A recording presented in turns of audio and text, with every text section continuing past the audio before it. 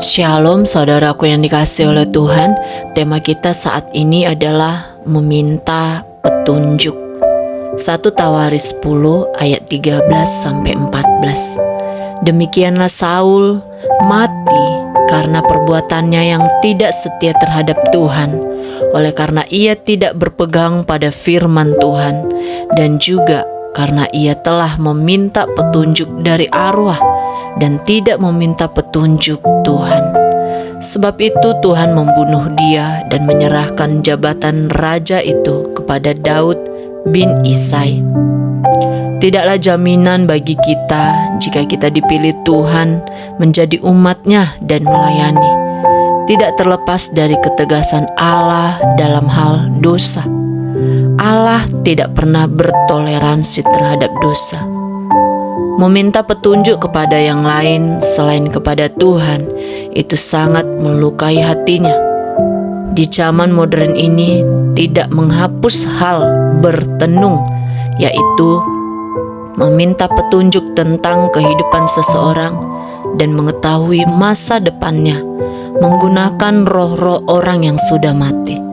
Tentu hal ini sama artinya ketika seseorang memberontak terhadap firman Tuhan, tidak menerima ketuhanan Allah, dan berusaha menentukan sesuatu dengan cara yang tidak selaras dengan Allah.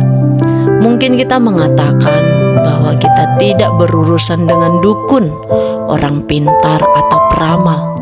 Tetapi jika kita menolak untuk bergantung hidup kepada Tuhan dan mengandalkan kehebatan diri sendiri dalam memutuskan segala sesuatu yang sering kita dengar suka-suka sendiri, tidak lain tidak bukan bahwa cara yang kita ikuti pastilah cara dunia, di mana iblis bebas mempengaruhi dan merasuk.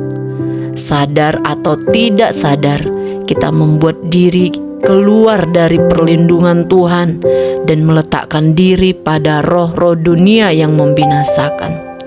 Betapa bahayanya jika tidak menyadari hal ini dan menganggap diri sudah aman-aman saja.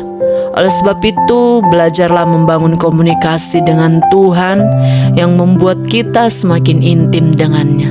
Secerdas apapun kita, sehebat dan sekaya apapun kita, tetaplah meminta petunjuk Tuhan dalam hidup ini atas apa yang harus kita lakukan dan jalan mana yang harus kita jalani. Karena Tuhanlah yang tahu apa yang benar dan terbaik buat kita.